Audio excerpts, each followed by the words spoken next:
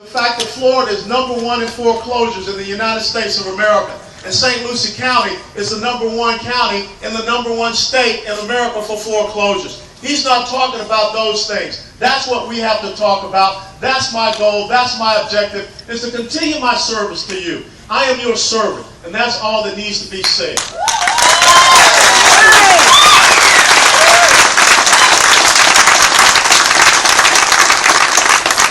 You know, we need to continue to send out our prayers and our support to the people. Many of us have relatives and friends that are up in New York and also New Jersey.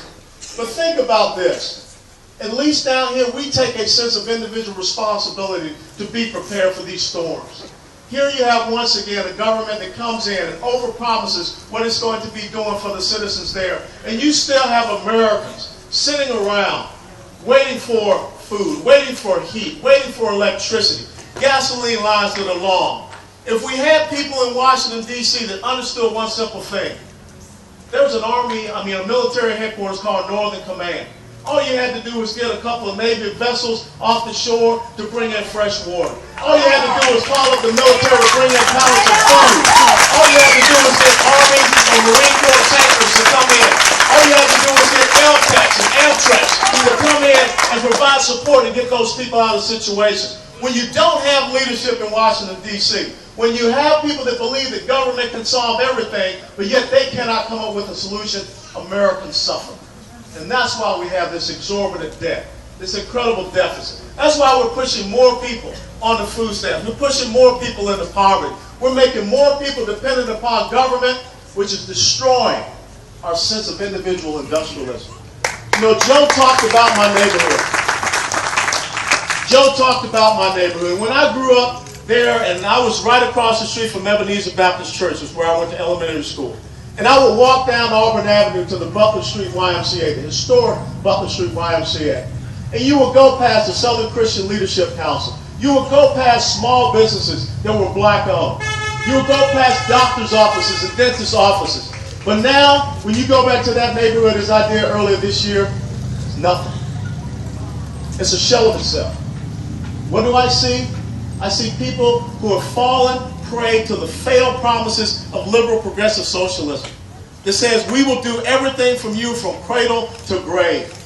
We will determine the level of success and achievement that you can have. Ladies and gentlemen, the reason why the other side does not like me, because I know that it's not consistent with the principles and values of a constitutional republic. That is not consistent with what our Declaration of Independence lays down. It's not consistent with our United States Constitution. If we don't get back to the basics of our economic security, which says if you put more money into the pockets of job creators, they will get Americans hired. They will grow businesses. Revenues will increase. The local revenues will increase so you can have more goods and services. If you have a government that understands the full spectrum development of our energy resources, not people that want to make us slaves to a certain green energy agenda, which, as you all know, we've seen about 7 or 8 solar companies that are going bankrupt with your taxpayer dollars. Yep. That's not how we do it in our economy. And let me tell you, we're going to continue to press this thing about Benghazi. Yeah!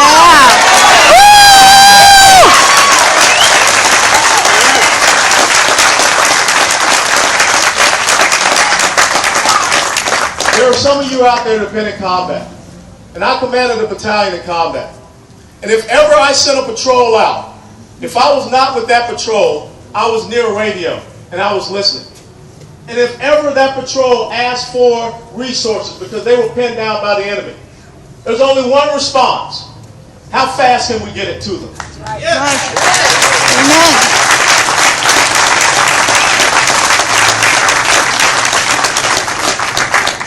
Those 2 Navy SEALs owned up to the oath that we all who have been in combat take. We never leave a brother and comrade behind. We run to the sound of the guns. But unfortunately, we have people in Washington, D.C. that ran away from them. And we're going to get to the bottom of it. We're going to find out who's responsible. Because the new normal is that the new American ambassadors and our men and women to be gunned down by murderous, radical Islamic terrorists. And first of all, we're going to start calling them for who they are.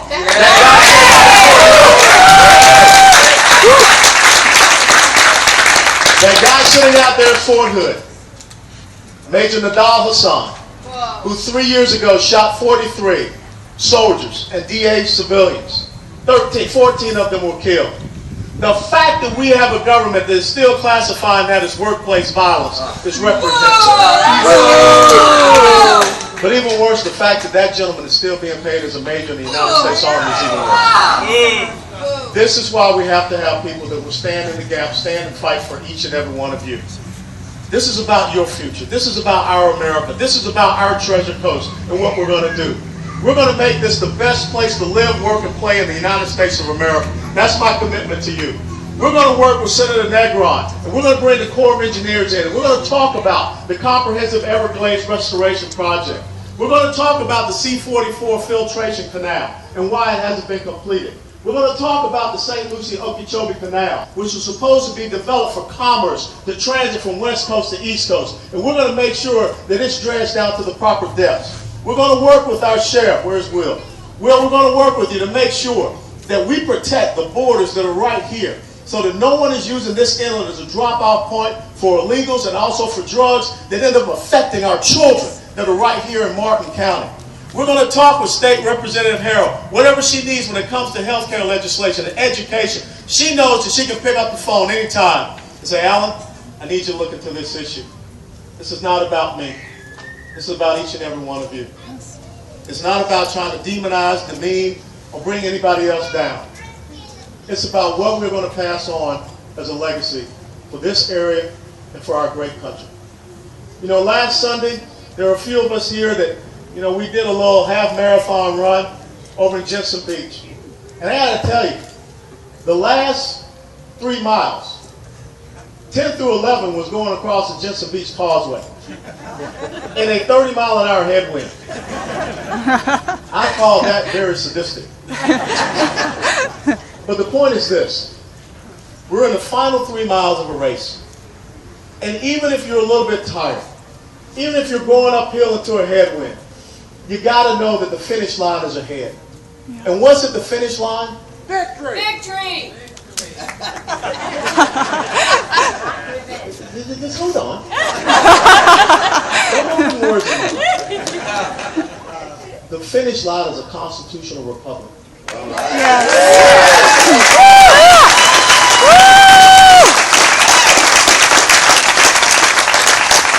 Because if we don't have a constitutional republic, then we will have a socialist, egalitarian, welfare nanny state. Businesses will leave. Yep. Capital will leave. The producers that are going out working hard to try to grow businesses, they will be disincentivized because of the tax and regulatory policies. They'll leave. They'll quit. Yeah. There's a couple that is here from Nicaragua and also from Venezuela. Where are you? Raise your hand. There you go. Ask them what happened to their country. Ask them what happens when people come in and they nationalize production. Ask them what happens when people come in and they promise everything to everybody just so they can win votes. Ask them what happens when all of a sudden someone tries to establish a social utopia based upon fairness and fair share and economic equality and fair shot and economic patriotism. Ask them. Talk to someone from Cuba. Talk to someone from any Eastern European country. And you know what they will say? How could you Americans allow this to happen here? Right. Yeah. We came here. All right. We came here because we wanted to escape that. Right. And here you're allowing it to take root in this country. When Ronald Reagan talked about America being a shining city that sits upon a hill, he talked about that beacon that we are for liberty, freedom, and democracy for an entire world. These last 2 miles, these next 2 days, these final 48 hours are all about, will that light continue to shine? Or will that light go out for I don't know how many generations? I pledge you my life and my sacred honor that we will not allow that light to go out. Not for you, not for your children, not for your grandchildren. This is the United States of America. And doggone it, we fight for what we believe in.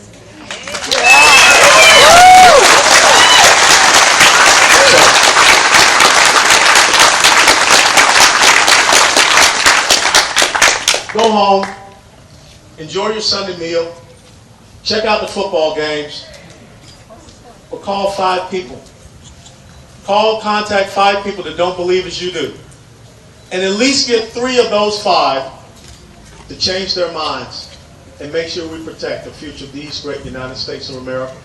And also, that we make the Treasure Coast and the Gold Coast one of the best places to live, work, and play. Guess what? There are people that came here to work from Texas, from Tennessee, from Carolinas, okay, from New York, from Connecticut. And why did they come here? Because you guys are something special. And the country is looking at this congressional race.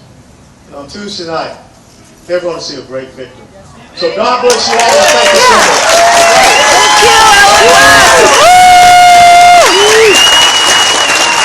All right. Okay. One flag. One flag. Come here, come here. Up, up. Let's go, let's go. Chop, chop. Bali, bali. Rouse, rouse, rouse. Rapido, rapido, subido, subido. All right. I apologize because I can't sing, but God bless America, land that I love. Stand beside her and guide her through the night with the light from above. From the mountains to the prairies, to the ocean, white with foam. God bless America, my home sweet